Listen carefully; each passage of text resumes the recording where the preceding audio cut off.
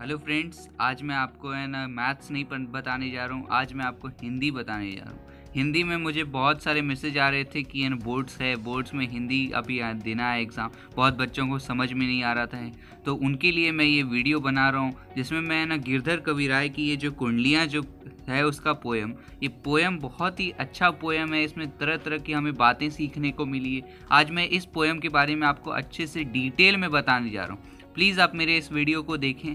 मैं आपको बोर्ड्स के लिए प्रिपेयर करवा दूंगा। आपका जो भी बोर्ड्स चल रहा है, 4 पेपर रह गया है ICSE बोर्ड्स का, वो वाला, उसके लिए मैं आपको प्रिपेयर करा दूंगा। प्लीज़ आप मेरे वीडियो और चैनल को लाइक, सब्सक्राइब और शेयर ज़रूर करें। Thank you. तो आइए चलते हैं, हम लोग शुरू करते हैं अपना पोएम में। सबसे पहले पहला पैराग्राफ देखिए आप।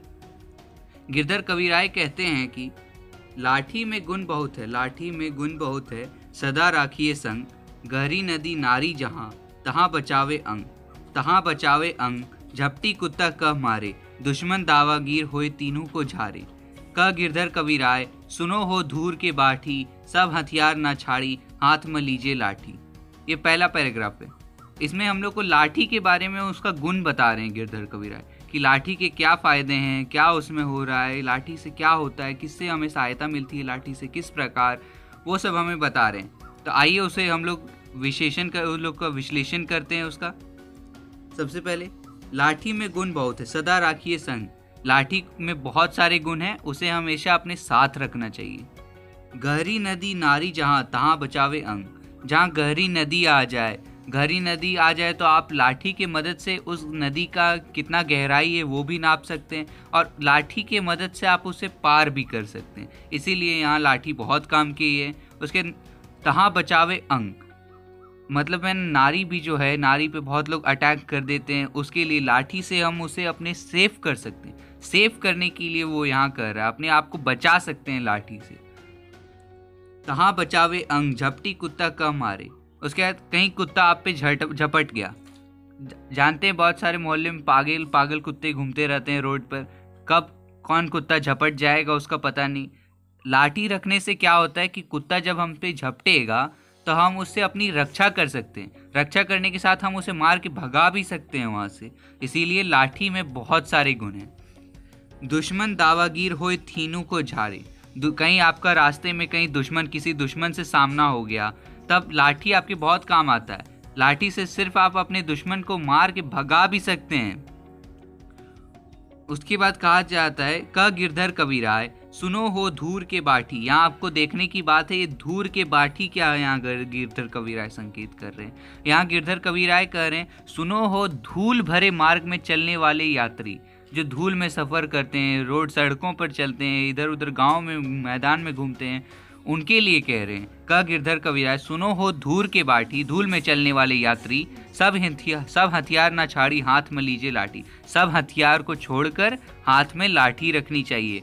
आप पत्थर से मारेंगे, पत्थर तो आपके पास से चला गया, दूसरा तो आपके पास ऑप्शन नहीं, लेकिन लाठी रहेगा तो वो आपका हाथ में ही रहेगा। उससे आप कई सारे काम कर सकते हैं लाठी से, वो आपका सहारा भी बन सकती है। वही ये पैराग्राफ में वही चीज़ के बारे में समझाया गया है। आइए अब अगले पैराग्राफ की ओर देखते हैं कि अगले पैराग्राफ में क्या है।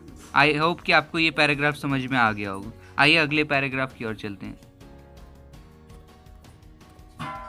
तो सेकंड पैराग्राफ में जो है गिरधर कविराय हमें बताते हैं कमरी।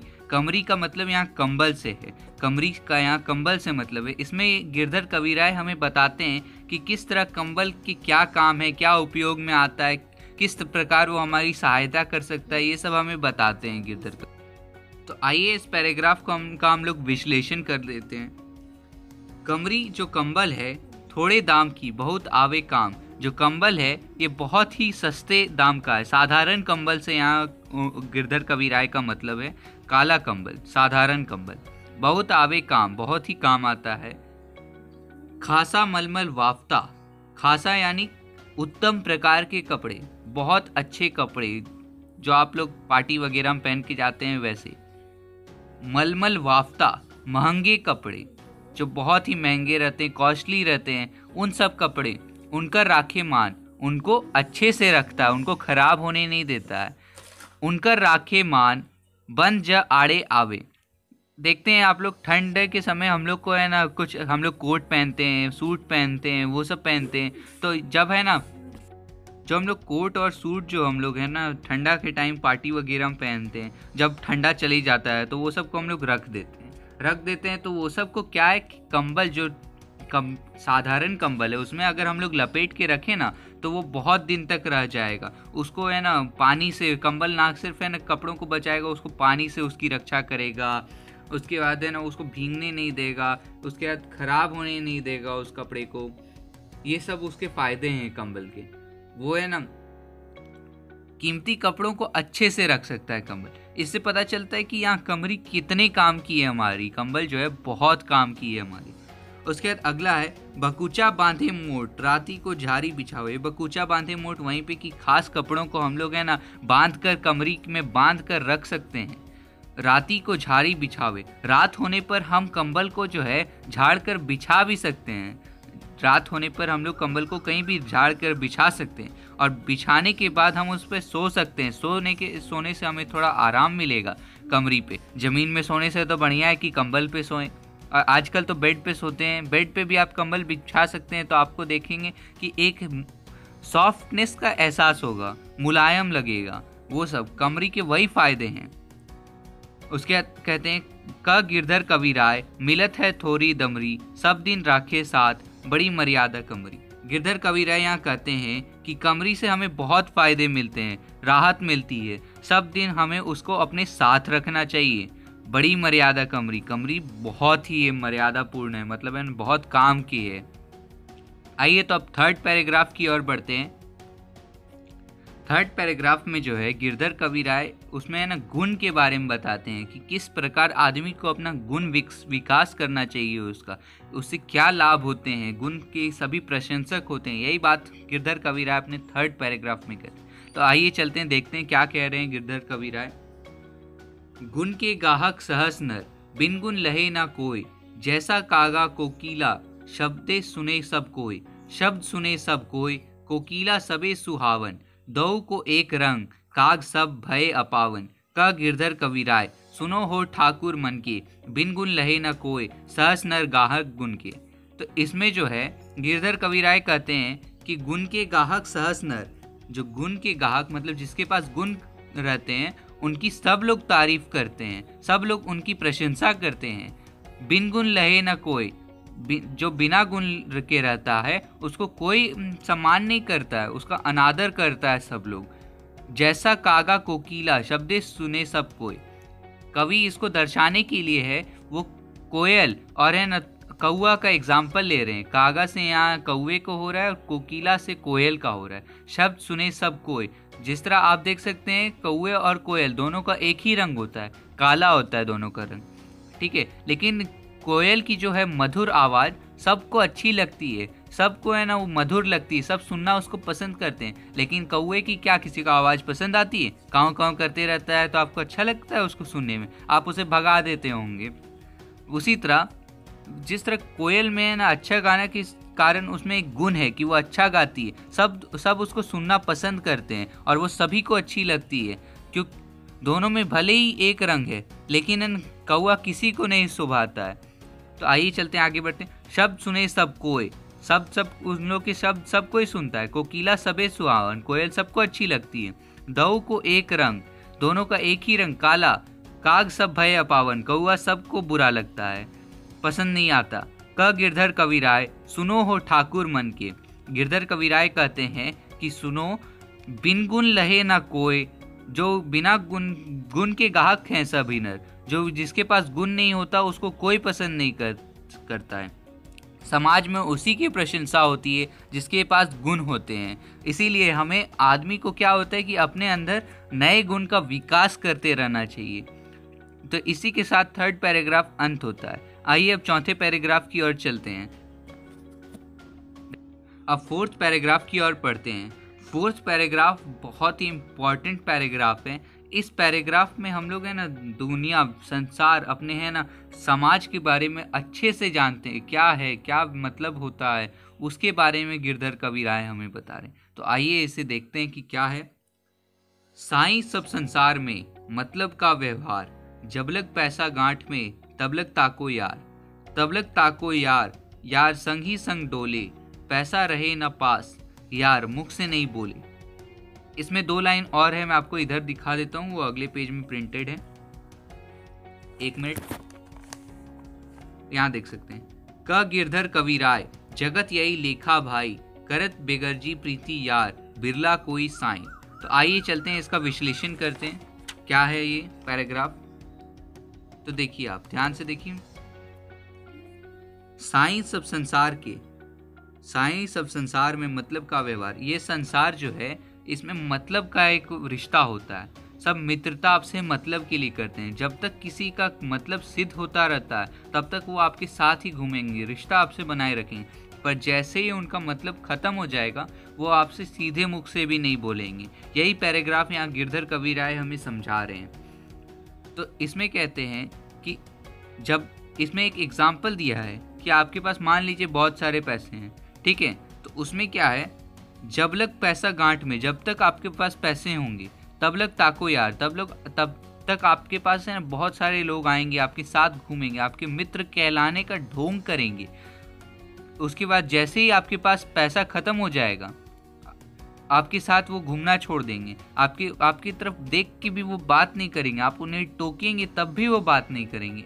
मतलब वो ढोंग जो होता है दोस्ती का या फिर रिश्ता का, वो खत्म हो जाएगा। जैसे वही यहाँ है, जब लग पैसा गांठ में, जब तक पैसा रहेगा तब लग ताको यार, तब तक आपके पास दोस्त रहेंगे। तब लग ताको यार, यार संग ही संग डोले, तब तक आपके साथ ही साथ आपके घूमेंगे। पैसा रहे न पास, यार मुख से नहीं बोले। पैसा जैसे ही खत्म हो जाएगा यार आप उसे बुलाएंगे, सीधे मुंह से बात करने की कोशिश करेंगे, तब भी वो आपसे बात नहीं करेगा। अगले 2 लाइन की ओर बढ़ते हैं।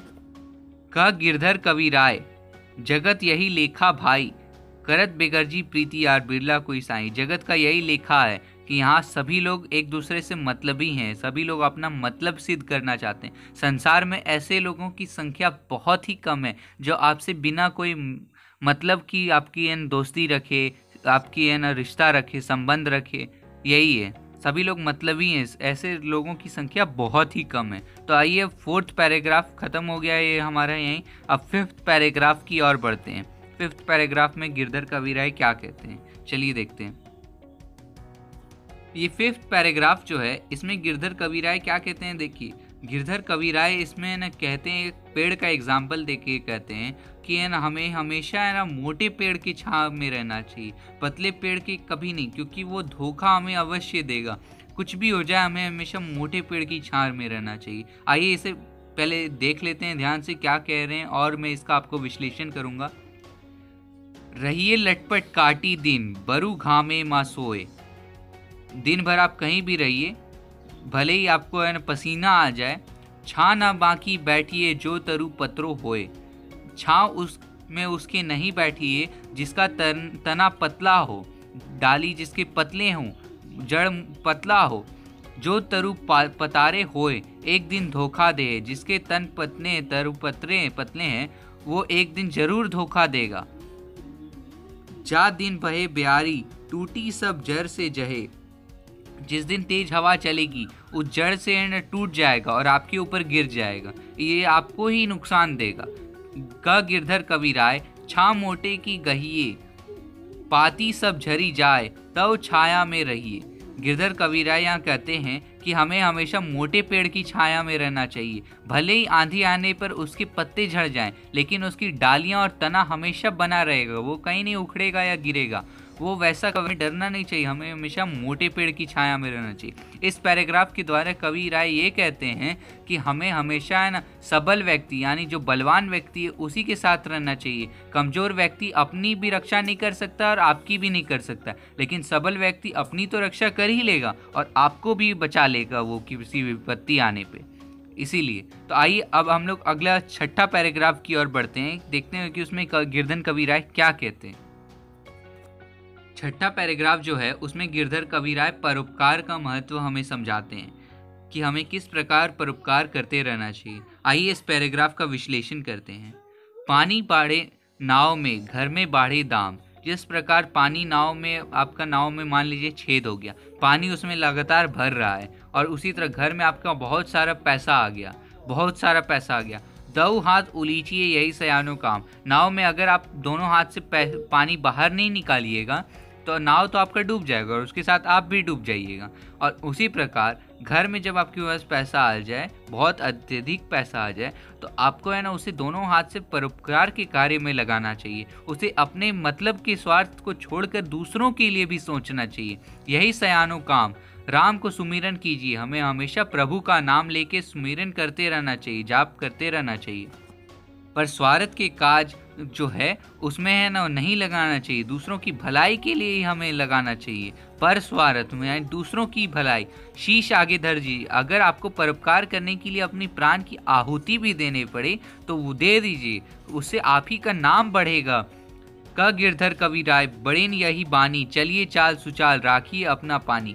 गिरधर कविराय कहते हैं कि हमें बड़े बुजुर्ग यही सिखा के गए हैं कि हमें हमेशा अपना सम्मान रखे रहना चाहिए और परोपकार करते रहना चाहिए। यही एक रास्ता है अपना सम्मान, अपना है ना अपना जो सम्मान है उसे बचाए रखने का। आइए अब आखिरी 7वां पैराग्राफ में चलते हैं। 7वां पैराग्राफ जो है ये आपके लिए बच गया है, इसे ध्यान से देखिए। इसमें क्या कहते हैं गिरधर कविराय। राजा के दरबार में जाइए समया पाए। जब भी आपको राजा के दरबार में बुलाया जाए तभी हमें जाना चाहिए। और अगला बात कहते हैं, साईं तहाँ न बैठिए जाऊं कोई दे उठाए। हमें हमेशा अपनी हैसियत देखकर ही कहीं बैठनी चाहिए। हमें ऐसी जगह नहीं बैठनी चाहिए जहाँ हमसे हमें कोई उठा देगा, इससे हमें बेइज्जती लगेगी। जो कोई दे उठाए बोल अनबोल रहिए। जब कोई आपको उठा दे कहीं से, आपके स्थान के जो अनुकूल हो उसके, तो आपको है ना कुछ बोले बिना वहाँ से चुपचाप उठ जाना चाहिए। हंसिए नहीं हाय, बात पूछे तो कहिए। हमें हमेशा है ना बिना आज्ञा मिले बात भी नहीं करनी चाहिए। जो जरूरत हो तभी बात करनी चाहिए। कोई आपसे कुछ पूछे तभी बात कीजिए। झूठ मूठ का खाली फोकट का हंसने से है ना आपकी विपत्ति बढ़ती जाएगी। कह गिरधर कविराय समय सो कीजिए काजा, अति आतुर नहीं होए। गिरधर कविराय कहते हैं समय से हमें हमारे सारे काम करने चाहिए। हमें किसी कार्य को करने के लिए उतावला नहीं होना चाहिए, क्योंकि है ना जो काम होगा वो तो समय पर ही होगा, उससे पहले भी नहीं होगा, उससे बाद पे भी नहीं होगा। बहुरी अनखे राजा, यही राजा के दरबार का यही नियम है। ठीक है, तो इसी के साथ हमारा ये गिरधर कविराय की कुंडलियाँ समाप्त होती है। मुझे उम्मीद है कि ये पोएम आपको पसंद आई होगी, आपको मेरा विश्लेषण भी अच्छा लगा होगा। कहीं आपको किसी मीनिंग में डाउट होगा तो प्लीज़ मेरे कमेंट बॉक्स में लिखें, मैं आपका तुरंत रिप्लाई दूंगा। इसी के साथ आज हमारा यहीं समाप्त होता है। अगले दिन मैं आपको अगले पोएम के साथ मिलूंगा हिंदी के। अभी मैं हिंदी टॉपिक कवर करने वाला हूँ। आपको जो पोएम पसंद आएगी अगले, वो आप मुझे कमेंट में बताएं, मैं उस पर वीडियो बनाऊँगा। Thank you. आज का वीडियो यहीं समाप्त होता है।